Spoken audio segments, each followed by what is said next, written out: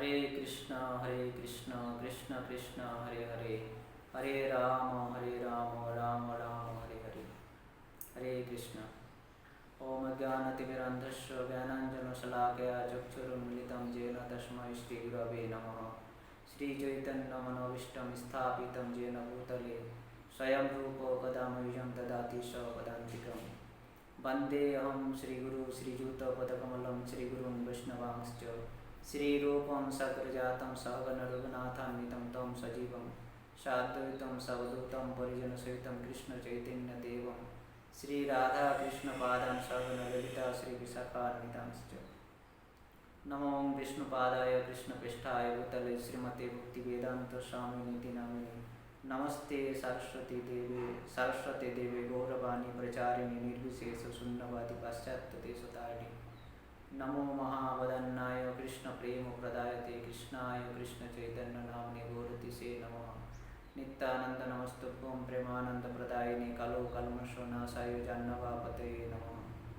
हे कृष्ण करुणा सिंधु दीनबंधु जगतपते गोपेश गोपिका कांत राधाकांत नमस्तुते। तप्त कांचन गौरांगी राधे वृंदावनेश्वरी वृषभानुसुते देवी प्रणमामि हरिप्रिये। वृंदावै तुलसी देवै प्रिया वै केशवस्य च विष्णुभक्तिप्रदे देवी सत्यवत्यै नमो नमः। वाञ्छाकल्पतरुभ्यश्च कृपा सिन्धुभ्यैव च पतितानां पावनेभ्यो वैष्णवेभ्यो नमो नमः। जय श्री कृष्ण चैतन्य प्रभु नित्यानंद श्री अद्वैत गदाधर श्रीवासादि गौरभक्तवृंद। हरे कृष्ण कृष्ण कृष्ण हरे हरे, हरे राम राम राम हरे हरे। हरे कृष्ण। तो আমরা আজ গদাধর পণ্ডিতের গদাধর পণ্ডিতের আবির্ভাব দিবস, আজ বৈশাখী অমাবস্যা তিথি গদাধর পণ্ডিতের আবির্ভাব দিবস। তা আগে আমরা শ্রবণ করেছি গদাধর পণ্ডিত কে ছিলেন। গদাধর পণ্ডিত পূর্বজন্মে কে ছিলেন ব্রজলীলায়, এবং তিনি কিভাবে এই গৌর লীলায় গদাধর পণ্ডিত রূপে এসেছেন। স্বয়ং শ্রীমতী রাধারানী কিভাবে নারী স্বরূপ ত্যাগ করে পরিবর্তন করে পুরুষ ভাবে এই গৌর লীলায় প্রবেশ করবেন, সেটা আমরা আগে জানতে পেরেছি, আগে শ্রবণ করেছি। তো এই গদাধর পণ্ডিত শ্রীমতী রাধারানী রূপে যখন ব্রজলীলায় ছিলেন, তখন সেই গুরুজনারা যারা তাকে কৃষ্ণ দর্শনের জন্য, কৃষ্ণ সঙ্গ লাভ করার জন্য বাধা দিতেন, ঘরের ভেতরে আটকে রাখতেন, বাইরে যেতে দিতেন না, যমুনায় জল আনতে যেতে দিতেন না, কৃষ্ণ সঙ্গে দেখা করবে বলে, কৃষ্ণ সঙ্গে মিলন হবে বলে, ঘরে থেকেও সে কৃষ্ণ কৃষ্ণ বলে কাঁদতে পারতেন না শ্রীমতী রাধারানী, একবারও কৃষ্ণ নাম উচ্চারণ করতে পারতেন না। সেই সময় তিনি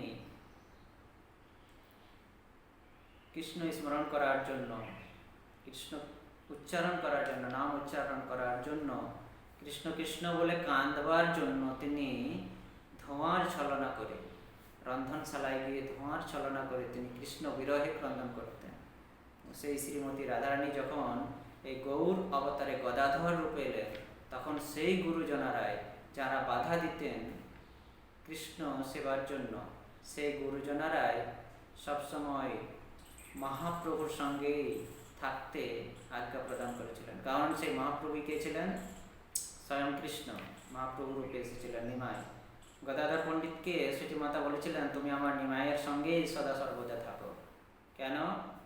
এর পিছনে একটি লীলা করেছিলেন মহাপ্রভু। মহাপ্রভু যখন গয়ায় গিয়েছিলেন পিণ্ড প্রদান করার জন্য, গয়ায় যাবার আগে পর্যন্ত মহাপ্রভু তার যে ভাব, তিনি যে ভাব নিয়ে অবতার গ্রহণ করেছিলেন, এসেছিলেন এই পৃথিবীতে, সেই ভাব তিনি গয়া যাবার আগে পর্যন্ত তিনি প্রকাশ করেননি, তিনি লুকিয়ে রেখেছিলেন তার ভেতরে। তিনি নিমাই পণ্ডিত রূপে বিখ্যাত হয়েছিলেন। তিনি পাঠশালায় তার টোল ছিল, পাঠশালা ছিল, তিনি সেই পাঠশালায় তাঁর শিষ্যদেরকে নিয়ে ব্যাকরণ ইত্যাদি শিক্ষা প্রদান করতেন। মুকুন্দ, মুরারিগুপ্ত, শ্রীবাস পণ্ডিত ইত্যাদি ভক্তদের সঙ্গে তিনি এই ব্যাকরণ নিয়ে ব্যাখ্যা করতেন, তর্ক বিতর্ক করতেন। সেই নিমাই পণ্ডিতই যখন তাঁর পিতার পিণ্ড প্রদান করার জন্য গয়ায় গিয়েছিলেন, গয়ায় থেকে ফিরে আসার পর তিনি তার ভাব প্রকাশ করছিলেন ধীরে ধীরে। কৃষ্ণ ভক্তির ভাব, কৃষ্ণ প্রেমের ভাব তিনি প্রকাশ করছিলেন। তো এই কৃষ্ণ ভক্তির ভাব প্রকাশ করতে করতে একদিন সচিমাতার অঙ্গনে মহাপ্রভু তিনি একদিন কৃষ্ণ বিরহে ক্রন্দন করছেন। মহাপ্রভু কৃষ্ণ বিরহে সচির অঙ্গনে ক্রন্দন করছেন। তিনি ক্রন্দন করছেন, ধুলায় গড়াগড়ি খাচ্ছেন, হাত পা আছড়াচ্ছেন মহাপ্রভু, এবং কোথায় কৃষ্ণ, কাহা কৃষ্ণ, কোথা গেলে পাবো কৃষ্ণ, এভাবে হুঙ্কার গর্জন করছে, চিৎকার করছেন। তো সচিমাতা অত্যন্ত ভয় পেয়ে সকল বৈষ্ণবগণকে ডেকে এনেছেন যে আপনারা আসুন, দেখুন আমার নিমাই কেমন পাগলের মতো ছটফট করছে, কি জানি আমার নিমাইয়ের কি হয়েছে। কারণ সচিমাতা একা বাড়িতে অত্যন্ত ভীতা হয়েছিলেন। সেই জন্য সকল বৈষ্ণবকে যখন তিনি ডেকে আনলেন তখন গদাধর পণ্ডিত, গদাধরও, কারণ তিনি তো তার বাড়ির পিছনে, তার বাড়ির সামনেই থাকতেন। মহাপ্রভুর বাড়ির, মহাপ্রভুর জন্মস্থানের সামনে গদাধর অঙ্গন আমরা এখনো দর্শন করি। শ্রীবাস অঙ্গন, অদ্বৈত ভবন, গদাধর অঙ্গন এখন আমরা দর্শন করি মহাপ্রভুর জন্মস্থানের সামনে। তো সেই স্থান থেকে গদাধরও সেই সময় এসেছিলেন, এবং গদাধর যখন এলেন তখন গদাধরকে দেখে কৃষ্ণ আরো জোরে জোরে বলতে লাগলেন যে আমার কৃষ্ণ কোথায় চলে গেল আমাকে ছেড়ে, আমি কি করে সেই কৃষ্ণকে পাবো, কোথায় তার দর্শন পাবো, কোথায় গেলে কৃষ্ণকে পাবো। গদাধর পণ্ডিত বলছে, নিমাই তুমি এভাবে কেন ক্রন্দন করছো, কেন ধুলায় গড়াগড়ি খাচ্ছ এইভাবে, তুমি ওঠো, কৃষ্ণ তো তোমার হৃদয়ে, সে তো তোমার হৃদয়ে বসে আছে। এই কথা শুনে মহাপ্রভু উঠে বসেন এবং বলছে, কি বলছো, কৃষ্ণ আমার হৃদয়ে আছে, তাহলে আমি আমার নখ দিয়ে আমার হৃদয়কে চিরে কৃষ্ণকে এক্ষুনি বার করবো আমার হৃদয় থেকে। সে তার নখ দিয়ে হৃদয় চিরতে, ফাড়তে, হৃদয় ফেড়ে দিতে চাইছে, হৃদয় চিরে দেবে আর কি, কৃষ্ণকে দেখার জন্য, কৃষ্ণকে পাওয়ার জন্য। এতই কৃষ্ণ বিরহে কাতর হয়ে পড়েছেন তিনি কৃষ্ণকে দেখার জন্য। রাধা ভাব এখানে প্রকাশ করছেন তিনি। শ্রীমতী রাধারানী কৃষ্ণ বিরহ যেমন ক্রন্দন করতেন, আজ মহাপ্রভু সেই রাধা ভাবে ভাবিত হয়ে কৃষ্ণের অদর্শনে ক্রন্দন করছেন তিনি। এবং গদাধর যখন বললেন কৃষ্ণ তো তোমার হৃদয়ে বসে আছে, লুকিয়ে আছে সে তোমার হৃদয়ে, তখন সে তার হৃদয় চিরে দিতে চাইছে। তখন গদাধর পণ্ডিত ভেবেছিল যে আমি যদি বলি যে কৃষ্ণ তার হৃদয়ে আছে, তোমার হৃদয়ে, তাহলে হয়তো সে তার এই পাগলামি বন্ধ করবে মহাপ্রভু নিমাই। কিন্তু এ তো হিতে বিপরীত হয়ে গেল। আমি যেই বললাম তোমার হৃদয় আছে, সে তো এখন হৃদয় চিরে দিতে চাইছে, এখন তো আরো বিপদ এসে উপস্থিত হলো। তখন গদাধর পণ্ডিত সঙ্গে সঙ্গে তাকে বাধা দিচ্ছে, না না নিমাই, তুমি তোমার হৃদয় কেন চিরছ, এখন তো কৃষ্ণ গোচারণে গিয়েছে, সে এখন গোচারণে গিয়েছে, কিছুক্ষণ পর সে গোচারণ বন থেকে ফিরে আসবে গোচারণ করে। তখন নিমাই বলছে, ও গদাধর, সে কৃষ্ণ, আমার কৃষ্ণ এখন গোচারণে গিয়েছে, বনে গিয়েছে। এই কথা বলে নিমাই তার সেই যে ভাব, সেই ভাবটি সম্বরণ করলেন। তো সচিমাতা সেই দৃশ্যটি তিনি দরজায় দাঁড়িয়ে দাঁড়িয়ে দূর থেকে দেখছিলেন। গদাধর পণ্ডিতের এই বাকচাতুরি দেখে মাতা সচিমাতা অত্যন্ত আনন্দিত হয়েছিলেন, এবং গদাধর পণ্ডিতকে তখন তিনি আলিঙ্গন করে কোলে নিয়ে বললেন, গদাধর, তুমি যদি আজ না থাকতে তাহলে না জানি আমার নিমাইয়ের কি অবস্থা হতো। ভাগ্যিস তুমি ছিলে যে তুমি বুদ্ধি করে, অত্যন্ত চতুরতার সঙ্গে তুমি আমার নিমাইকে বাঁচালে, আজ নিমাইয়ের প্রাণ রক্ষা করলে। সেই জন্য হে গদাধর, সেই জন্য হে গদাধর, আমি তোমাকে আজ্ঞা দিচ্ছি, আমার এই আদেশ যে তুমি আজ থেকে আমার নিমাইকে ছেড়ে কোথাও যেও না, তুমি সদা সর্বদা আমার নিমাইয়ের সঙ্গেই থাকবে। তো সেই গদাধর, সেই শ্রীমতী রাধারানী আজ আজ্ঞা পেলেন কি সবসময় নিমাইয়ের সঙ্গে থেকে, ভগবানের সঙ্গে থেকে, তার কাছ থেকে তার সেবা করা। তো এভাবে মহাপ্রভুর সন্ন্যাসের পরেও গদাধর তার সঙ্গে থেকে তার সেবা করেছিলেন। যার মধুর মধুর লীলা চৈতন্য ভাগবতে বৃন্দাবন দাস ঠাকুর বর্ণন করেছেন, সেগুলি আমরা পরবর্তীতে শ্রবণ করব আস্তে আস্তে ধীরে ধীরে। তা এখন আমরা শ্রবণ করব যে গদাধর পণ্ডিত যে শ্রীমতী রাধারানী ছিলেন, শ্রীমতী রাধারানীর পিতার নাম ছিল বৃষভানু রাজা। বৃষভানু রাজনন্দিনী শ্রীমতী রাধারানী গদাধর পণ্ডিত রূপে এসেছেন। তাহলে বৃষভানু রাজা এই কলিযুগে কে ছিলেন না? যখন এই শ্রীমতী রাধারানী গদাধর পণ্ডিত রূপে এলেন, তখন ওই বৃষভানু রাজাই পুণ্ডরিক বিদ্যানিধি, শুনে থাকবেন পুণ্ডরিক বিদ্যানিধির নাম, পুণ্ডরিক বিদ্যানিধি রূপে এসেছিলেন। কোথায়? ওই বাংলাদেশে, যেই বাংলাদেশে গদাধর পণ্ডিত জন্মগ্রহণ করেছিলেন, সেই বাংলাদেশেই পুণ্ডরিক বিদ্যানিধিও এসে জন্মগ্রহণ করেছিলেন, ওই একই জেলাতেই, চট্টগ্রামে। এই চট্টগ্রাম জেলাতেই বিলেটি নামক গ্রামে জন্ম হয়েছিল গদাধর পণ্ডিতের। আর এই চট্টগ্রাম জেলাতেই চট্টগ্রাম জেলাতেই পুণ্ডরিক বিদ্যানিধি রাজা বৃষভানু, যিনি ব্রজলীলায় রাজা বৃষভানু ছিলেন, সে পুণ্ডরিক বিদ্যানিধি চট্টগ্রাম জেলাতে এসে জন্মগ্রহণ করেছিলেন। মুকুন্দ ঘোষ, মুকুন্দ দাস, বাসুদেব দত্ত ইত্যাদি সকল ভক্তরা এই চট্টগ্রামেরই ছিল, চট্টগ্রামেই তাদের জন্ম। তাই পুণ্ডরিক বিদ্যানিধি চট্টগ্রামে তিনি জন্মগ্রহণ করেছিলেন এক অত্যন্ত ধনী পরিবারে, জমিদার পরিবারে তার জন্ম হয়েছিল পুণ্ডরিক বিদ্যানিধির। সেই জন্য তার যে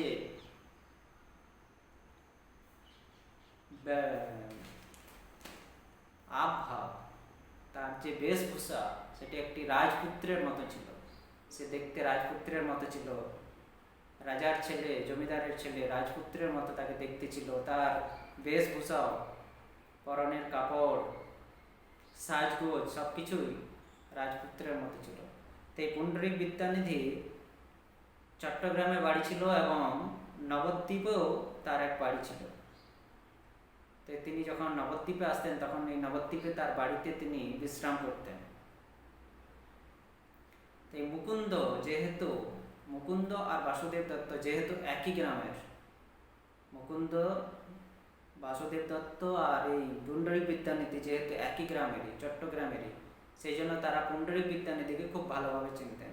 পুণ্ডরিক বিদ্যানিধিও মুকুন্দকে ভালোভাবে জানতেন এবং মুকুন্দও পুণ্ডরিক বিদ্যানিধিকে খুব ভালোভাবে জানতেন। এবং সব কিছু, পুণ্ডরিক বিদ্যানিধির সব কিছু মুকুন্দের পুঙ্খানুপুঙ্খভাবে মুকুন্দ জানতেন, পুঙ্খানুপুঙ্খভাবে। তো একদিন মহাপ্রভু হঠাৎ কীর্তন করতে করতে তিনি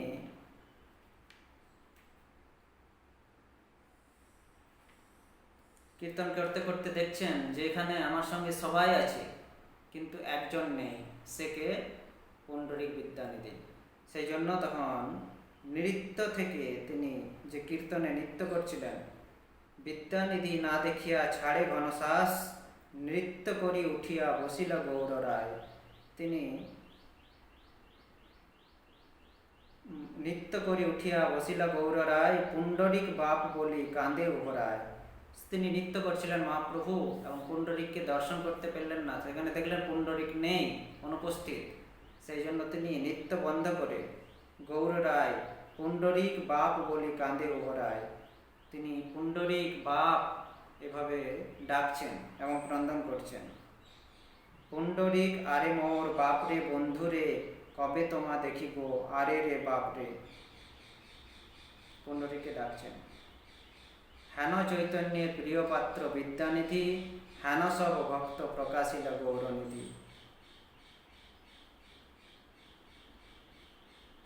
প্রভু যে ক্রন্দন করে তান নাম লইয়া, ভক্ত সব কেহ কিছু না বুঝেন ইহা। সবে বলে পুণ্ডরিক বলেন কৃষ্ণেরে, বিদ্যানিধি নাম শুনি সবেই বিচারে।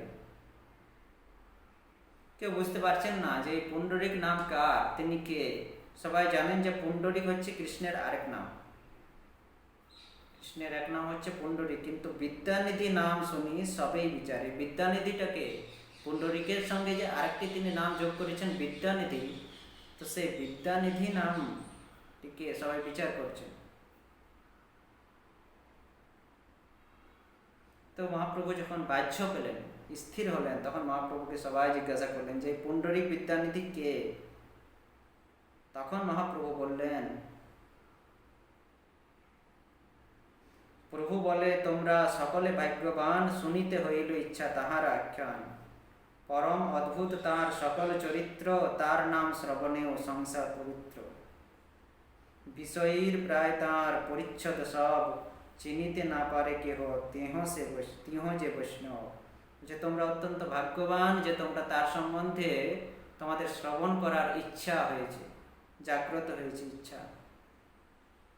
তার অদ্ভুত চরিত্র, সে পুণ্ডরীক বিদ্যানিধি যার আমি নাম নিচ্ছি, তার চরিত্র অত্যন্ত অদ্ভুত। বিষয়ীর তার শ্রবণ করলে ত্রিভুবন, শ্রবণেও সংসার পবিত্র। তার নাম শ্রবণ করা মাত্রই সংসার পবিত্র হয়ে যায়। সেই জন্য তোমরা অত্যন্ত ভাগ্যবান যে তোমাদের ইচ্ছা হয়েছে, হৃদয়ে ইচ্ছা হয়েছে তার সম্বন্ধে কিছু শ্রবণ করার জন্য। তাই আজকে আমরাও অত্যন্ত ভাগ্যবান যে মহাপ্রভুর ইচ্ছায়, মহাপ্রভুর ভক্তের কৃপায়, বিশেষ করে শ্রীল প্রভুপাদের কৃপায় আমরা পুণ্ডরীক বিদ্যানিধির সম্বন্ধে আজ কিছু শ্রবণ করব। তো মহাপ্রভু বলছে তোমরা অত্যন্ত ভাগ্যবান। বিষয়ীর প্রায় তার পরিচ্ছদ সব, চিনিতে না পারে কেহ, তিহ যে বৈষ্ণব। সে যে বৈষ্ণব, পুণ্ডরীক বিদ্যানিধি যে বৈষ্ণব, তাকে কেউ চিনতে পারে না, কারণ সে সবসময় বিষয়ীর বেশে থাকে, বিষয়ীর মতো তার পরিচ্ছেদ। চাটি গ্রামে জন্ম, বিপ্র পরম পণ্ডিত, পরম স্বধর্ম সর্বলোক অপেক্ষিত। কৃষ্ণ ভক্তি সিন্ধু মাঝে ভাসে নিরন্তর, অশ্রুকম্প পুলক বেষ্টিত কলেবর। গঙ্গা স্নান না করেন পদ স্পর্শ ভয়ে, গঙ্গা দর্শন করে নিশার সময়ে। তার অন্তরে অত্যন্ত কৃষ্ণ ভক্তি, এতই কৃষ্ণ ভক্তি দেখে মনে হয় যেন তার অন্তরে কৃষ্ণ ভক্তির সিন্ধু বিরাজমান। কৃষ্ণ ভক্তির সিন্ধু অর্থাৎ সমুদ্র, কৃষ্ণ ভক্তির সাগর তার হৃদয় মাঝে বিরাজমান। তিনি কৃষ্ণ ভক্তির সাগরে সবসময় ভাসে নিরন্তর।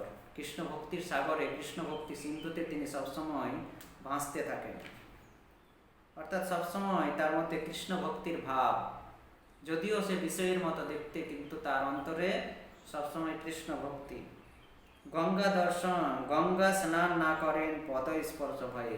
পদ অর্থাৎ পায়ে, পায়ে গঙ্গার স্পর্শ হবে সে ভয়ে তিনি গঙ্গা স্নান করেন না। গঙ্গা দর্শন করেন নিশারও সময়ে। তিনি গঙ্গার দর্শন করতে যান নিশা অর্থাৎ রাত্রিকালে। গঙ্গায় যেসব লোক করে অনাচার, কুল্লোল দন্ত ধাবন কেশ সংস্কার। এ সকল দেখিয়া পায়েন মনে ব্যথা, এতেকে দেখেন গঙ্গা নিশাই সর্বথা। গঙ্গাতে যারা সকল স্নান করে তারা কুল্লোল করে। কুল্লোল অর্থাৎ মুখে জল দিয়ে কুলকুচি, কুল্লোল করে, দন্ত ধাবন করে, কেশ সংস্কার করে, মস্তকুণ্ডন ইত্যাদি গঙ্গার জলে গিয়ে ফেলে। এ সকল দেখিয়া পায়েন মনে ব্যথা, এতেকে দেখেন গঙ্গা নিশায় সর্বথা। এইসব দৃশ্য দেখে তিনি তার হৃদয়ে, তার মনে অত্যন্ত ব্যথা উৎপন্ন হয়। গঙ্গার প্রতি, মা গঙ্গার প্রতি অত্যাচার দেখে তার অত্যন্ত ব্যথা হয়। সেই জন্য সে দিনের বেলাতেও গঙ্গা দর্শন করতে যায় না, গঙ্গা স্নান করতে যায় না, পায়ে স্পর্শ হবে বলে। এই অত্যাচার তিনি সহ্য করতে পারে না বলে দিনের বেলায় তিনি দর্শন করতে যান না গঙ্গা। নিশাকালে, রাত্রিবেলায় তিনি গঙ্গায় দর্শন করতে যান গঙ্গার।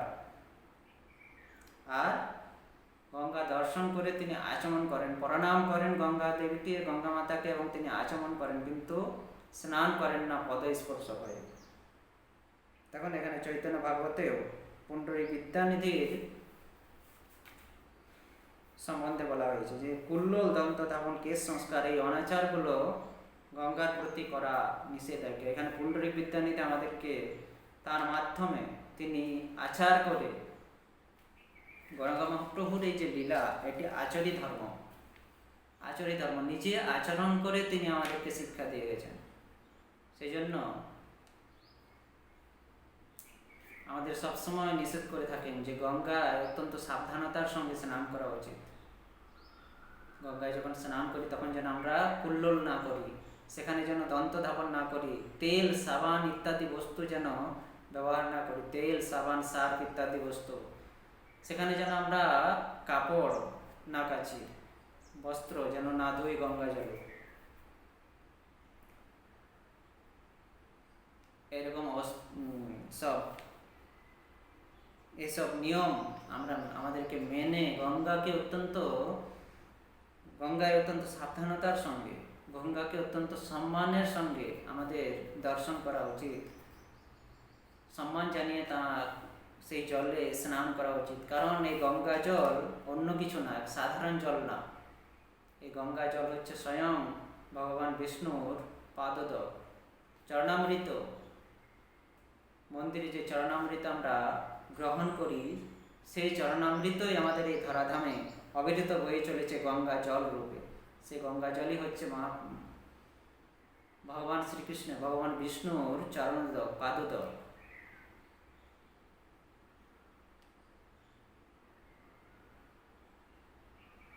বিচিত্র বিশ্বাস আর এক সুনতান, দেব অর্চন পূর্বে করে গঙ্গা জল পান।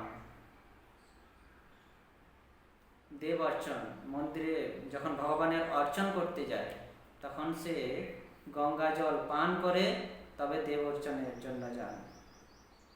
বিচিত্র বিশ্বাস, এতই গঙ্গার প্রতি তাঁর বিশ্বাস যে গঙ্গা সব কিছু শুদ্ধ করতে পারে।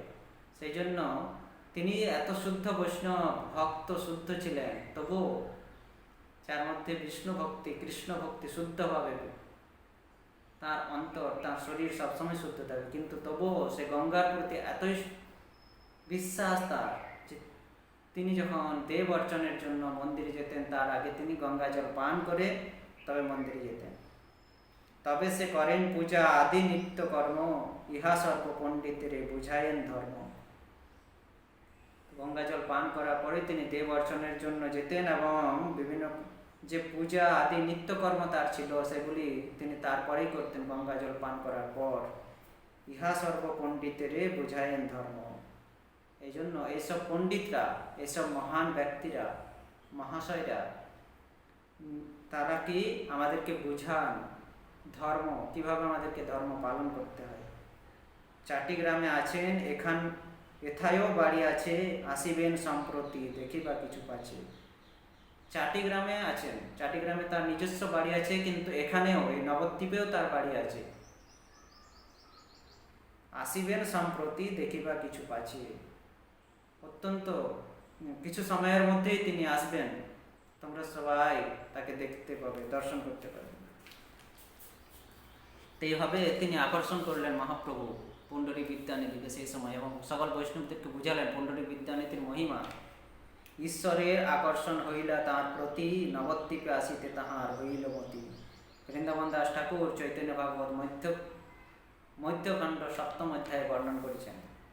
ঈশ্বরের আকর্ষণে পুণ্ডরীক বিদ্যানিধির মনে ইচ্ছা হলো নবদ্বীপে আসার জন্য। তিনি নবদ্বীপে এলেন। তিনি যখন নবদ্বীপে এলেন তখন তার সঙ্গে অনেক সেবক ছিল তার সেবা করার জন্য, কিছু ব্রাহ্মণ লোক ছিল তার রন্ধন আদি করার জন্য, এবং তার কিছু শিষ্য ভক্ত ছিল। তো তিনি নবদ্বীপে এসে গুরুরূপে তিনি নবদ্বীপে এসেছিলেন। কাউকে জানাননি যে আমি নবদ্বীপে এসেছি, নবদ্বীপের কাউকে জানাননি। তিনি গুরুরূপে গুপ্তভাবে এসে তিনি তাঁর ওই বাড়িতে অবস্থান করলেন। একমাত্র মুকুন্দ আর বাসুদেব দত্ত জানতে পারলেন যে পুণ্ডরীক বিদ্যানিধি এসেছেন। তো পুণ্ডরীক বিদ্যানিধি যে এসেছেন মুকুন্দ জানতে পারলেন। মুকুন্দ ভালোভাবে জানতেন যে আমাদের গ্রামেরই লোক। মুকুন্দ ভালোভাবে জানতেন তার আবভাব, তার ব্যবহার, কিভাবে তিনি থাকেন। তো গদাধর পণ্ডিতের সঙ্গে মুকুন্দ দত্তের অত্যন্ত ঘনিষ্ঠ সম্বন্ধ, বন্ধুর মতো ছিল, অত্যন্ত ঘনিষ্ঠ সম্বন্ধ। গদাধর এমন কোনো কথা নাই যে মুকুন্দকে বলতেন না, এবং মুকুন্দ এমন কোনো কথা নেই যে গদাধরকে না জানিয়ে থাকতেন। দুইজনের মনোভাব একে অপরের প্রতি প্রকাশ করতেন, এবং দুইজনে, মুকুন্দ এবং গদাধর, নবদ্বীপ, মায়াপুর গঙ্গার তীরে তীরে সবসময় দুইজনই ভ্রমণ করতেন একা একা, এতই বন্ধুত্ব ঘনিষ্ঠ সম্বন্ধ তাদের মধ্যে ছিল। তো গদাধর পণ্ডিতের মনে অত্যন্ত ইচ্ছা, বাঞ্ছা যে সে বৈষ্ণবকে দর্শন করবে, কারণ গদাধর পণ্ডিত ছোট্টবেলা থেকেই বিষয়ের প্রতি অনাসক্ত, সে বিষ্ণু ভক্ত, কৃষ্ণের ভক্ত, বিষ্ণুর ভক্ত, এবং বৈষ্ণবদের সঙ্গ করতে সে খুব ভালোবাসে গদাধর। সেই জন্য মুকুন্দ যেহেতু তার বন্ধু, অন্তরঙ্গ বন্ধু, সেই জন্য মুকুন্দ এই ভাবটি, গদাধরের এই ভাবটি জানতেন এবং গদাধর পণ্ডিতকে বললেন, মুকুন্দ, যে তোমার হৃদয়ে যে বাঞ্ছা আছে বৈষ্ণব দর্শন করার, তো তোমার এই বাঞ্ছা আমি পূর্ণ করব। তোমাকে আমি এক অদ্ভুত বৈষ্ণবের দর্শন করাবো, দেখাবো এক অদ্ভুত বৈষ্ণব আজি দেখাবো তোমারে, সেবক করিয়া যেন স্মরহ আমারে।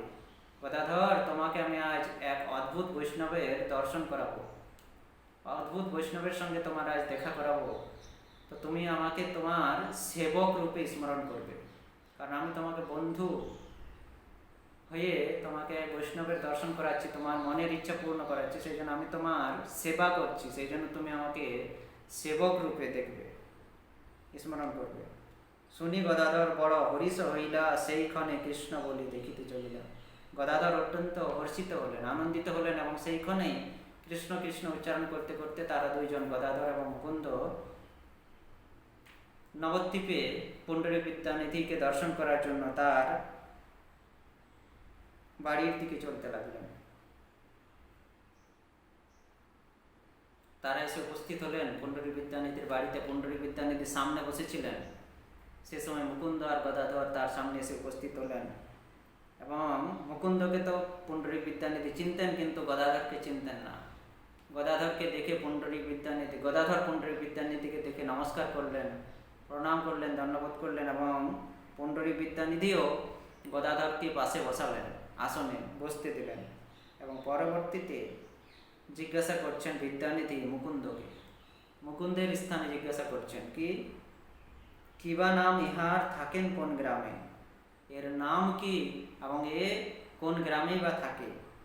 বিষ্ণু ভক্তি তেজময় দেখি কলেবর, আকৃতি প্রকৃতি দুই পরম সুন্দর।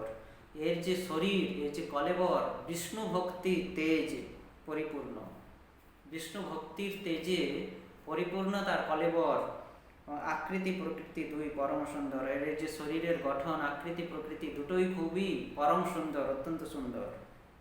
মুকুন্দ তখন বলতে লাগলেন, মুকুন্দ বলেন, শ্রী গদাধর নাম, শিশু হইতে সংসারে বিরক্ত ভাগ্যবান, মাধব মিশ্রের পুত্র, কহি ব্যবহারে, সকল বৈষ্ণব প্রীতি বাসেন ইহারে।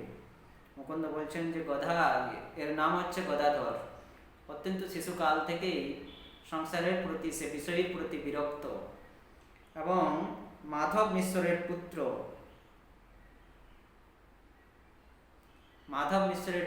এবং এই সকল বৈষ্ণবকে অত্যন্ত ভালোবাসে, বৈষ্ণবদের সঙ্গে থাকতে খুবই ভালোবাসে, সবসময় ভক্তি পথে রত থাকে। মুকুন্দ বলছে গদাধর সবসময় ভক্তি পথে রত থাকে, ভক্তদের সঙ্গে থাকে। তো আজকে তোমার নাম শুনে, মুকুন্দ বলছে বিদ্যানিধিকে, আজকে তোমার নাম শুনেছে, সেই জন্য তোমাকে দর্শন করার জন্য, দেখা করার জন্য, তোমার সঙ্গে দেখা করার জন্য সে এসেছে। শুনি বিদ্যানিধি বড় সন্তোষ হইলা, পরম গৌরবে সম্ভাষিবারে লাগিলা। সম্ভাষণ করতে লাগলেন বিদ্যানিধি, অত্যন্ত আনন্দিত হলেন এই শিশুকাল থেকে ভক্ত ভাব দেখে, বিষয়ী বিরক্ত ভাব দেখে, বিষ্ণু ভক্তি ভাব দেখে পুণ্ডরীক বিদ্যানিধি অত্যন্ত সন্তুষ্ট হলেন গদাধরের প্রতি, এবং গদাধরকে সম্ভাষণ করতে লাগলেন। এবং গদাধর কি দেখছেন, বসিয়া আছেন পুণ্ডরীক মহাশয়, রাজপুত্র হেন করিয়াছেন বিজয়। দিব্য খট্টা হিঙ্গুলে পিত্তলে শোভা করে, দিব্য চন্দ্রাতপ তিন তাহার উপরে। তহি দিব্য শয্যা শোভে অতি সূক্ষ্ম বাসে, পট্ট নেত বালিশ শোভয়ে চারিপাশে। রাজপুত্রের মতো তার বেশ, তিনি রাজপুত্রের মতো খট্টায় সিংহাসনে বসে আছেন। তার ওই যে খট্টা, সেটি দিব্য সিংহাসন দেখে মনে হচ্ছে এক দিব্য সিংহাসন, কারণ সেটি হিঙ্গুল এবং পিতল দিয়ে তৈরি। হিঙ্গুল এবং পিতল একটা পদার্থ, পিতল আমরা সকলেই জানি, আর হিঙ্গুল হচ্ছে পারদ এবং সালফার, পারদ এবং সালফার দিয়ে তৈরি এক পদার্থ, যেটি দেখতে ঘোর রক্তবর্ণ, লাল, ঘোর লাল বর্ণের, রক্তবর্ণের হয়। তো এই হিঙ্গুল, যেটি পারদ এবং সালফার দিয়ে তৈরি এক পদার্থ, সেই পদার্থ দিয়ে তার ওই যে সিংহাসন, সেটি ওই পিতল দিয়ে কিছুটা অংশ মোড়া ছিল। তার সিংহাসনটি পিতল দিয়ে কিছুটা অংশ মোড়া ছিল এবং কিছুটা অংশ এই হিঙ্গুল, পারদ এবং সালফার দিয়ে যে পদার্থ তৈরি হয় ঘোর রক্তবর্ণের, সেই পদার্থ দিয়ে মোড়া ছিল কিছুটা অংশ। তো এই দিব্য খট্টার উপরে তিনি উপবেশন করে আছেন এবং তার উপরে একটা সুন্দর চাদর বিছানো আছে, চন্দ্রাতপ। তহি দিব্য শয্যা শোভে অতি সূক্ষ্ম বাসে, পট্ট নেত বালিশ শোভয়ে চারিপাশে। সেখানে তার এক শয্যা রাখা আছে, সূক্ষ্ম বাস, শুভ্র, সূক্ষ্ম বাস অর্থাৎ শুভ্র সাদা কাপড় দিয়ে সেই শয্যা ঢাকা দেওয়া আছে, যাকে বেড কভার বলা হয়, সাদা বেড কভার, সাদা চাদর দিয়ে সেটি ঢাকা দেওয়া আছে। পট্ট নেত বালিশ শোভয়ে চারিপাশে, এবং সে শয্যার চারিপাশে কয়েকটি বালিশ রাখা আছে, আশ বালিশ, পাশ বালিশ যে বলে, সেগুলিও দেখতে খুব সুন্দর, রেশম কাপড়ের তৈরি সেই বালিশগুলি খুব সুন্দর দেখতে। বড় ঝাড়ি, ছোট ঝাড়ি, গুটি 5-7, দিব্য পিতলের বাটা, পাকা পান তাত, দিব্য আলবাটি 2 শোভে 2 পাশে, পান খাইয়া অধর দেখি দেখি হাসে। তার পান রাখার যে পাত্র সেটিও দিব্য, পিতলের পান বাটি, পান রাখার যে পানের বাটা সেটি পিতলের তৈরি, এবং তাতে পান বানিয়ে রাখা আছে তার মধ্যে। দিব্য আলবাটি 2 শোভে 2 পাশে, পান খাইয়া অধর দেখি দেখি হাসে। এবং 2 পাশে 2টি আলবাটি, পিকদানি রাখা আছে, যেটিতে তিনি পিকদান করেন, পান খেয়ে পরে যে পিক ফেলে, সেই পিকদান, সেটি তার দিব্য পিকদান তার পাশে রাখা আছে, 2টি পিকদান রাখা আছে। পান খাইয়া অধর দেখি দেখি হাসে, এবং পান খেয়ে সে তার অধর লাল ঠোঁট দেখে সে মৃদু মৃদু হাসে, পুণ্ডরীক বিদ্যানিধি। দিব্য ময়ূরের পাখা লই 2 জনে, বাতাস করিতে আছে দেহে সর্বক্ষণে। এবং তার 2 জন সেবক তার 2 পাশে ময়ূর পাখা নিয়ে সবসময় ময়ূর পাখার বাতাস করছে তার শরীরে। চন্দনের ঊর্ধ্বপুণ্ড তিলক কপালে, গন্ধের সহিত তথি ফাগুবিন্দু মিলে। পুণ্ডরীক বিদ্যানিধির সব বর্ণন করছেন এখানে। গদাধর পণ্ডিত দেখছেন এগুলো, পুণ্ডরীক বিদ্যানিধির এই যে শরীর চর্চা, পুণ্ডরীক বিদ্যানিধির এই যে কি রাজপুত্রের মতো তার যে বেশভূষা, সেটি দর্শন করছেন। ঊর্ধ্বপুণ্ড, চন্দনের ঊর্ধ্বপুণ্ড নিয়েছে, গন্ধের সহিত তথি ফাগুবিন্দু মিলে। গন্ধের তিলক নিয়েছেন তিনি, টিপ, গন্ধ অর্থাৎ চন্দন ও গুরু মিক্স করে সেই তিলক নিয়েছেন। কি কহিব সে বা কেশভারের সংস্কার, দিব্য গন্ধ আমলকি বহি নাহি আর। তার কেশ, মাথার কেশের কি যে ভার, কি যে সম্ভার, সে বর্ণনা করা যায় না। সুন্দর চুল, গলা ঘাড় পর্যন্ত, স্কন্ধ পর্যন্ত চুল, এবং তাতে আমলকি তেল লাগানো আছে, দেখতে খুবই মনোহর, সুন্দর লাগছে। ভক্তির প্রভাবে দেহ মদন সমান, যে না চিনে তার হয় রাজপুত্র জ্ঞান। এখানে পুণ্ডরীক বিদ্যানিধির যে শরীরে ভক্তি, সেটি মদনের মতন, কামদেব মদনের মতন তার ভক্তির প্রভাব। দেখে কেউ চিনতে পারে না যে সে একজন বৈষ্ণব না একজন রাজপুত্র। রাজপুত্র ছাড়া এই জ্ঞান কেউ করতে পারে না। যেই দর্শন করে তাকে, সেই ভাবে যে রাজপুত্র, এক রাজার পুত্র। এই ভাব দেখে গদাধর পণ্ডিতের মনেও সংশয় হয়েছিল, এই বিষয়ী ভাব দেখে, যে মুকুন্দে যে বলল অদ্ভুত বৈষ্ণব, এর ভাব দেখে, ভাব দেখে তো মনে হচ্ছে না যে বৈষ্ণব, এ তো এক পরম বিষয়ী যে বর্ণন করা হলো। এগুলো দেখে ভাবছেন গদাধর পণ্ডিত যে তো পরম বিষয়ী,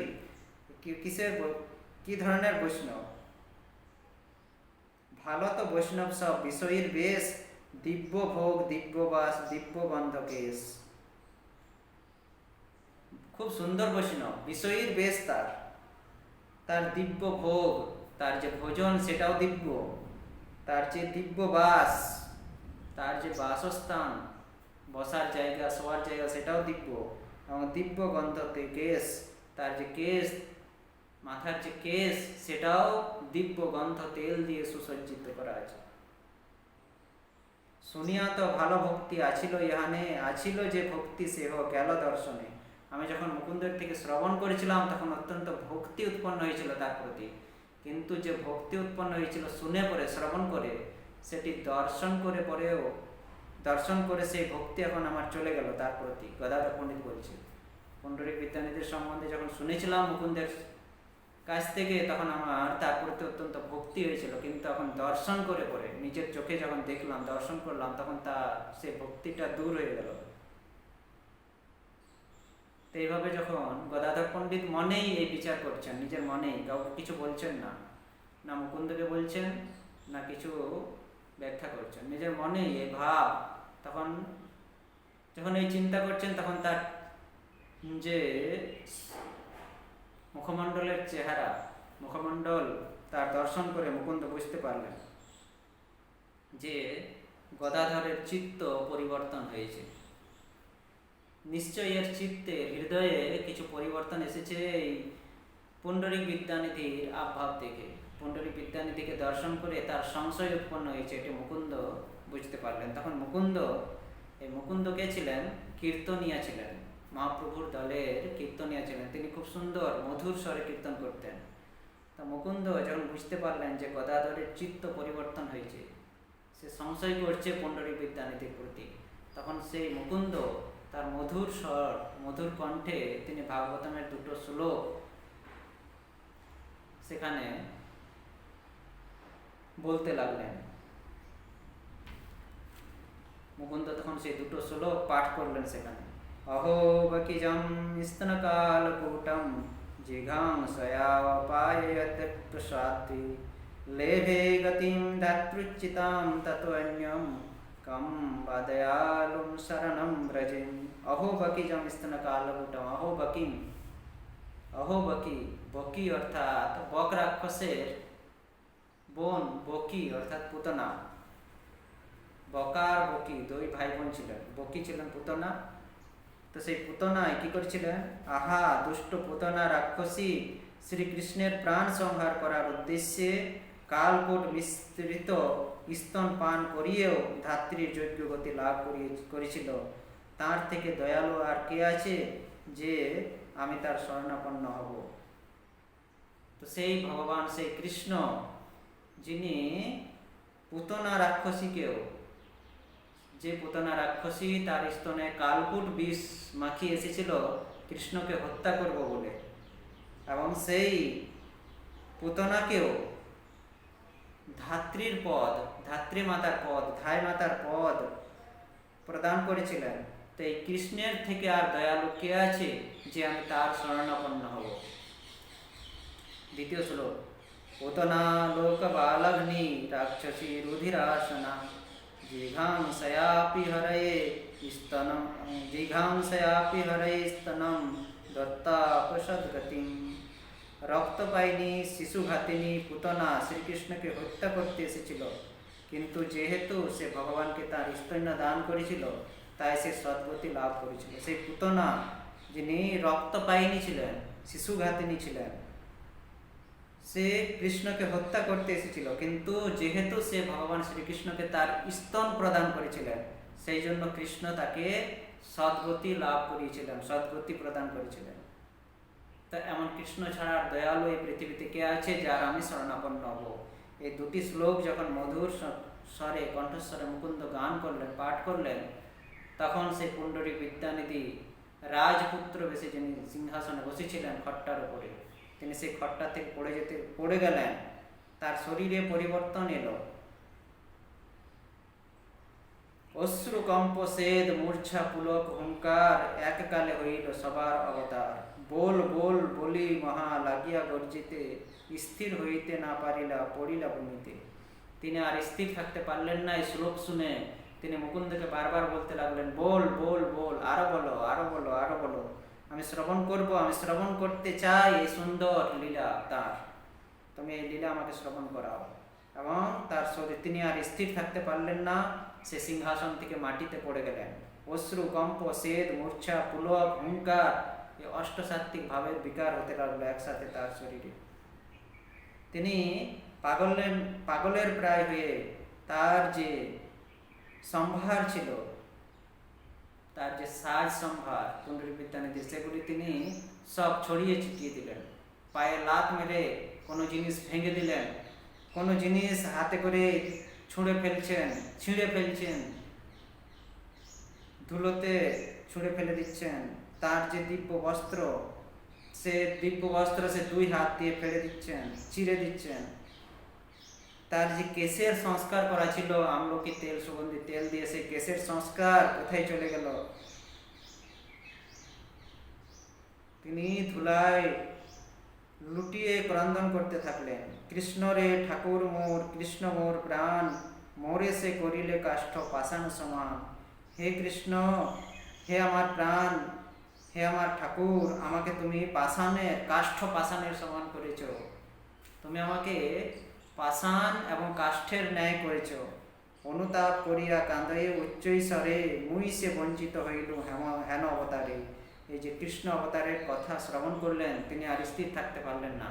কৃষ্ণকে বলছেন যে তুমি আমাকে কাষ্ঠ এবং পাষাণের মতো তৈরি করে দিলে, আমি তোমার এই কাষ্ঠ পাষাণের মতো আমাকে করে তুমি আমাকে তোমার এই অবতার থেকে আমাকে বঞ্চিত করলে। আমি কাষ্ঠ পাষাণের মতো হয়ে তোমার এই অবতারে ভাগ নিতে পারলাম না, তোমার এই অবতার থেকে আমি বঞ্চিত হয়ে পড়লাম। এ বলে গড়াগড়ি খেতে লাগলেন মাটিতে। 10 জন মিলে তাকে ধরেও রাখতে পারছেন না, তিনি এত ছটফট করছেন। কৃষ্ণ ভাবে যে 10 জন একসাথে ধরেও তাকে রক্ষা করতে পারছেন না। বস্ত্র, শয্যা, ঝাড়ি বাটি, সকল সম্ভার পদাঘাতে সব গেল, কিছু নাই আর। তার যে বস্ত্র ছিল, শয্যা ছিল, ঝাড়ি বাটি যা কিছু ছিল, সেখানে সাজানো ছিল যে ঘর তার, সেগুলি তার যে পদাঘাত, সে পদাঘাতে আর কিছুই রইল না, সব কিছু তছনছ করে দিলেন, ভেঙে দিলেন। কিন্তু সেবক সকল যে করিল সম্বরণ, সকল রহিল সেই ব্যবহার ধন। কিন্তু তিনি যে পাগলের মতো করছিলেন, বস্ত্র, শয্যা, ঝাড় বাটি সব কিছু ভেঙে দিচ্ছেন, ফেলে দিচ্ছেন পদাঘাত করে, কিন্তু তার যে সেবক, যারা তাকে রক্ষা করছিল, যারা তার সেবা করছিল, তাদের প্রতি তিনি কোনো রকম ক্রোধ ভাব প্রকাশ করেননি। তো এইভাবে কিছুক্ষণ থাকার পর তিনি মূর্ছিত হয়ে পড়লেন। তার শরীরে আর তিল মাত্র ধাতু থাকলো না, তিনি মূর্ছিত হয়ে গেলেন, তার আর জ্ঞান নেই। তো এই ভাব দেখে গদাধর বিস্মিত হলেন। দেখি গদাধর মহা হইলা বিস্মিত, তখন সে মনে বড় হইলা চিন্তিত। হেন মহাশয় আমি অবজ্ঞা করিলুম, কোন বা অশুভক্ষণে দেখিতে আইলুম। গদাধর এবার বিস্মিত, লজ্জিত হলেন এবং চিন্তা করতে লাগলেন মনে মনে, যে এমন একজন মহাশয়ের প্রতি আমি অবজ্ঞা করলাম, আমি কোন এমন অশুভক্ষণে তার দর্শন করতে এসেছিলাম। তো এভাবে যখন তিনি ক্রন্দন করছেন গদাধর এই ভাব নিয়ে, তখন মুকুন্দ তাকে সম্ভাষণ দিতে লাগলেন, সন্তোষ দিতে লাগলেন। মুকুন্দ তাকে তার হৃদয়ে ধারণ করলেন, আলিঙ্গন করলেন। মুকুন্দকে তখন গদাধর বলছে, মুকুন্দ আমার তুমি কইলে বন্ধু কার্য, দেখাইলে ভক্ত বিদ্যানিধি ভট্টাচার্য। তুমি আমাকে আজ তুমি এক বন্ধুর কাজ করেছো, আসল বন্ধুর যে কাজ, সে কাজ তুমি আজ করলে। তুমি আমাকে এই বিদ্যানিধি ভট্টাচার্যের সঙ্গে দেখা করালে। এমন তো বৈষ্ণব কি বা আছে ত্রিভুবনে, ত্রিলোক পবিত্র হয় ভক্তি দর্শনে। গদাধর মুকুন্দের প্রতি বলছেন, গদাধর পণ্ডিত মুকুন্দকে বলছেন যে এমন বৈষ্ণব কি ত্রিভুবনে আছে, যার দর্শন মাত্রই ত্রিলোক পবিত্র হয়ে যায়। আজি আমি এড়াইনু পরম সংকটে, সেহ যে কারণ তুমি আছিয়া নিকটে। আজ আমি এক পরম কারণ, সংকট থেকে, অত্যন্ত এক সংকট আমি অত্যন্ত সংকটের সম্মুখীন হয়েছিলাম আজ, কিন্তু আমি সেই সংকট থেকে আজ রক্ষা পেলাম, এড়ান পেলাম। এটা একমাত্র কারণ, সেটি হচ্ছে তুমি আজ আমার সঙ্গে আছো বলে। বিষয়ীর পরিচ্ছেদ দেখিয়া ওহান বিষয়ী বৈষ্ণব মোর চিত্তে হইলা জ্ঞান। তার বিষয়ীর পরিচ্ছেদ দেখে পড়ে পুণ্ডরিক বিদ্যানিধির বিষয়ীর পরিচ্ছেদ দেখে তার বিষয়ীর ভাব আমার চিত্তে জ্ঞান হয়েছিল। আমার জ্ঞান হয়েছিল যে পুণ্ডরিক বিদ্যানিধি একজন বিষয়ী মানুষ, একজন ভোগী, ভোগ বিলাসে রত থাকে সে। এভাবে আমার মন, আমার জ্ঞান হয়েছিল, কারণ তার বিষয়ীর পরিচ্ছেদ দেখে পড়ে।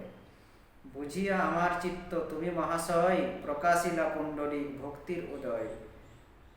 তুমি মহাশয় অর্থাৎ গদাধর পণ্ডিত মুকুন্দকে মহাশয় বলে সম্বোধন করছেন, কারণ তার চিত্তের ভাব, গদাধরের চিত্তের মনের ভাব মুকুন্দ বুঝতে পেরেই এই দুটি শ্লোক বলেছিলেন, এবং সেই শ্লোক দুটি শুনে পুণ্ডরিক বিদ্যানিধির ভক্তির উদয় হয়েছিল। তাই বলছেন গদাধর পণ্ডিত যে হে মহাশয়, মুকুন্দকে মহাশয় বলে সম্বোধন করে বলছেন যে তুমি আমার চিত্তের, আমার মনের ভাব বুঝতে পেরে তুমি পুণ্ডরিক বিদ্যানিধির মধ্যে ভক্তির উদয় করাবে।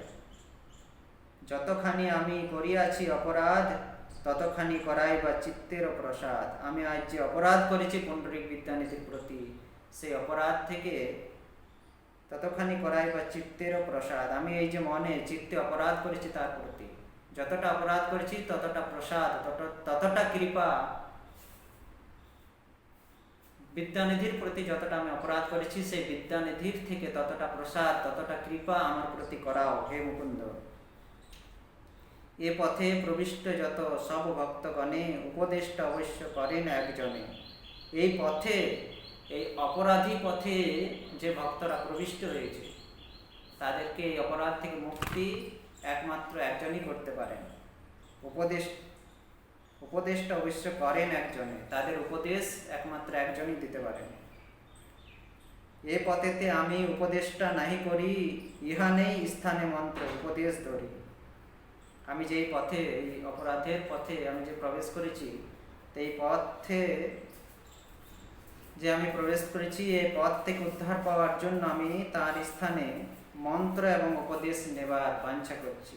মন্ত্র এবং উপদেশ নেওয়ার বাঞ্ছা করছি, আমি ইচ্ছা করছি যে আমি পুণ্ডরিক বিদ্যানিধির প্রতি অপরাধ করেছি, সেই জন্য আমি পুণ্ডরিক বিদ্যানিধির থেকে উপদেশ এবং মন্ত্র দীক্ষা নেব। ইহান অবজ্ঞা যত করিয়াছি মনে, শিষ্য হইলে সব দোষ কমিবে আপনে। ইহানে অবজ্ঞা যত করিয়াছি মনে, ইহানে অর্থাৎ পুণ্ডরিক বিদ্যানিধির প্রতি যে আমি মনে মনে অবজ্ঞা করেছি, একমাত্র যদি তার আমি শিষ্য হতে পারি, তবে সেই দোষ থেকে আমাকে নিজেকে ক্ষমা করতে পারব। এতভাবে গদাধর মুকুন্দের স্থানে দীক্ষা করিবার কথা কহিলেন তানে। এইভাবে গদাধর মুকুন্দের প্রতি, মুকুন্দের স্থানে, মুকুন্দের কাছে দীক্ষা নেওয়ার কথা তিনি ব্যাখ্যা করলেন। মুকুন্দের কাছে বললেন যে আমি পুণ্ডরিক বিদ্যানিধির কাছ থেকে দীক্ষা নিতে চাই। শুনিয়া মুকুন্দ বড় সন্তোষ হইলা, ভালো ভালো বলি বড় শ্লাঘিতে লাগিলা।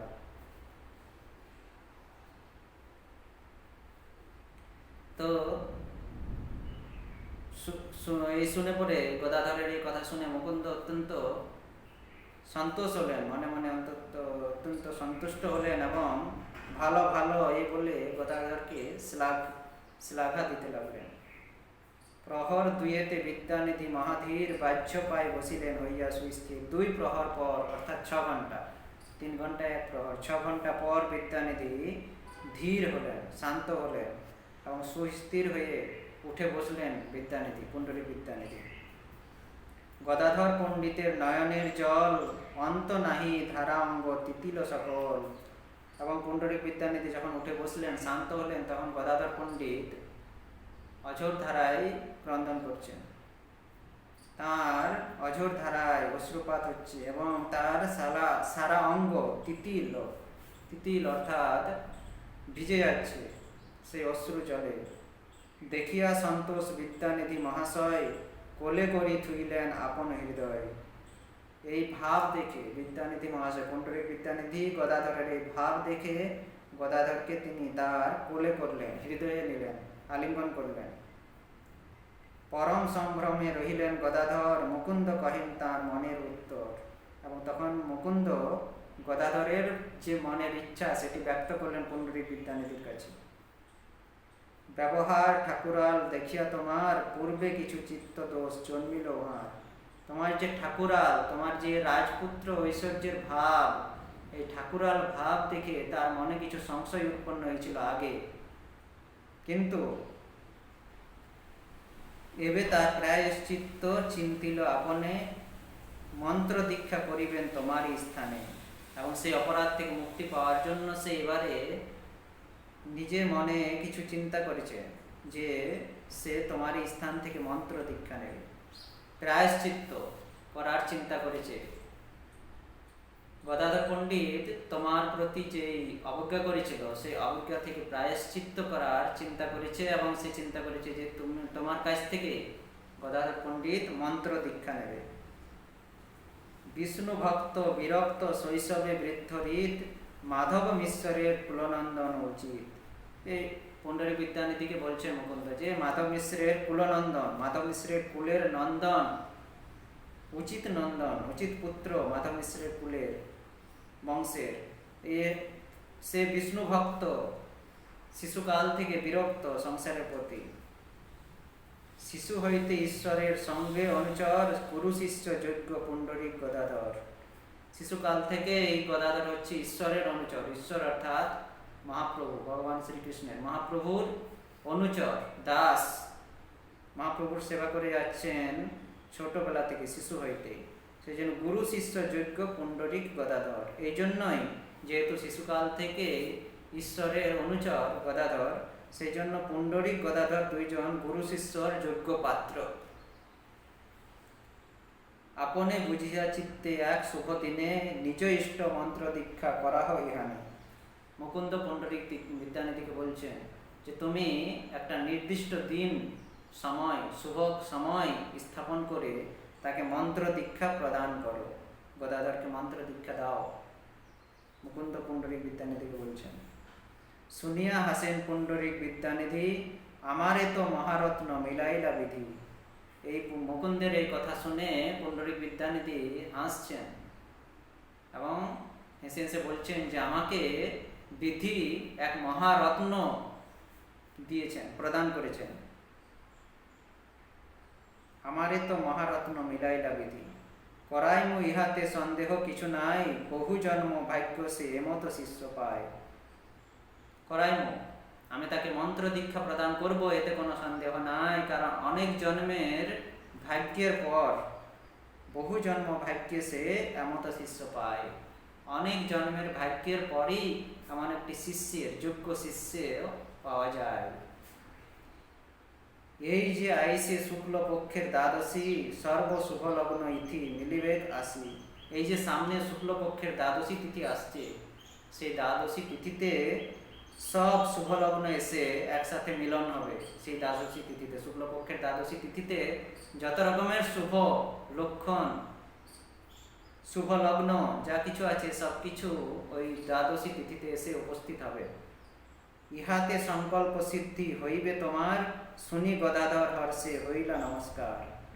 ইহাতে সংকল্প সিদ্ধি হইবে তোমার। তো সেই শুভ দিনটিতে, সেই দ্বাদশী তিথি শুভ দিনটিতে, শুভ তিথিতে তোমার সংকল্প পূর্ণ হবে। তুমি যে মনে মনে সংকল্প করেছ মন্ত্র দীক্ষা নেওয়ার, তো তুমি সেই শুভ দিনটিতে, শুক্লপক্ষের দ্বাদশী তিথিটিতে তোমার এই সংকল্প পূর্ণ হবে, তুমি মন্ত্র দীক্ষা গ্রহণ করবে। এই শুনেই গদাধর হর্ষে হইলা নমস্কার, অত্যন্ত হর্ষিত হলেন গদাধর এবং নমস্কার করলেন পুণ্ডরীক বিদ্যানিধিকে। তো এইভাবে পুণ্ডরীক বিদ্যানিধি গদাধরকে দীক্ষা মন্ত্র প্রদান করেছিলেন এবং গদাধর পণ্ডিত পুণ্ডরীক বিদ্যানিধির কাছ থেকে দীক্ষা নিয়েছিলেন গুরু শিষ্য রূপে। সেই বৃষভানু, যিনি শ্রীমতী রাধারানীর পিতা, সেই বৃষভানু আজ পুণ্ডরীক বিদ্যানিধি রূপে এসেছেন এবং সেই শ্রীমতী রাধারানী বৃষভানুর কন্যা শ্রীমতী রাধারানী গদাধর রূপে এসেছেন এবং দুইজন এই কলিযুগে গুরু শিষ্য রূপে সে মিলিত হলেন। পিতা এবং কন্যা ছিলেন পূর্ব লীলায়, ব্রজলীলায়, এবং এই গৌর লীলায় এলেন গুরু এবং শিষ্য ভাবে। বৃষভানু হলেন গুরু, আর শ্রীমতী রাধারানী হলেন বৃষভানু শিষ্য গদাধর পণ্ডিত, পুণ্ডরীক বিদ্যানিধি এবং গদাধর পণ্ডিত। তো এখানে এই বিষয় থেকে আমরা আমাদেরকে এই আচরণ শিক্ষা দিয়ে গেছেন। মহাপ্রভুর এই যে লীলা, আচরি ধর্ম, নিজে আচরণ করে অন্যকে সেই আচরণ শিক্ষা দেওয়া, নিজে আগে পালন করে অন্যকে পালন করার উপদেশ দেওয়া। এই যে গুরু শিষ্য, আধ্যাত্মিক গুরু এবং যোগ্য শিষ্য, পুণ্ডরীক বিদ্যানিধি গুরু বলেছেন অনেক ভাগ্যের পর এরকম এক যোগ্য শিষ্য পাওয়া যায়। যোগ্য শিষ্য কখনো গুরু ত্যাগ করার বাসনা করেন না। অনেক সময় শিষ্য গুরুকে ত্যাগ করে, কিন্তু গুরু কখনো শিষ্যকে ত্যাগ করার সংকল্প নেন না। কারণ আধ্যাত্মিক গুরু জানে, যদি আমি আমার শিষ্যকে ত্যাগ করি তবে সে কি হবে? নরকগামী হবে।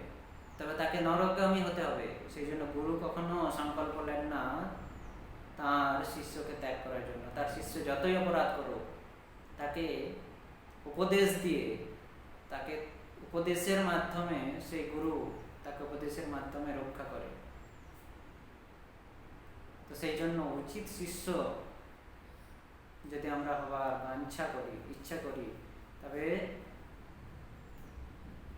আমাদেরকে গুরু চরণে অপরাধ থেকে বঞ্চিত হতে হবে। গুরুর চরণে যেন আমরা কোনো রকম অপরাধ না করি, সে বাঞ্ছা নিতে হবে, আমাদের করতে হবে।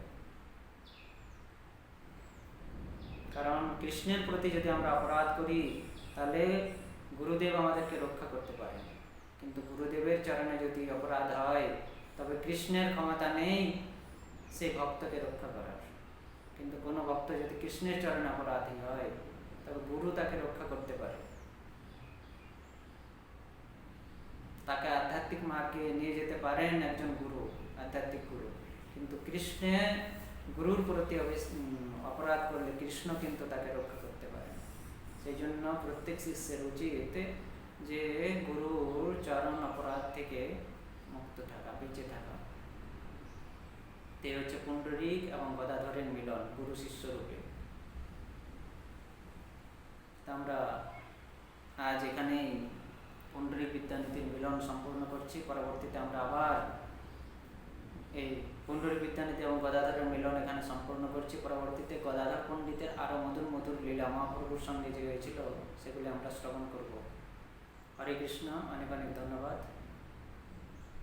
নমো বিষ্ণুপাদায় কৃষ্ণপৃষ্ঠায় ভূতলে শ্রীমতে ভক্তিবেদান্ত স্বামিনিতি নামিনে নমস্তে सरस्वती देवी गौरवाणी प्रचारिणे निर्विशेष शून्यवादी पाश्चात्य तेजतारिणे वंशाकल्पतरुभ्यश्च कृपा सिन्धुभैव च पतितानां पावनेभ्यो वैष्णवेभ्यो नमो नमः।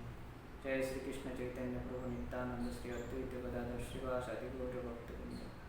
हरे कृष्ण कृष्ण कृष्ण हरे हरे, हरे राम राम राम हरे हरे कृष्ण। जय श्री प्रभुपाद की जय, श्री पुंडरीक विद्यानिधि की जय, श्री गदाधर पंडित की जय, श्री श्री चैतन्य महाप्रभु की जय।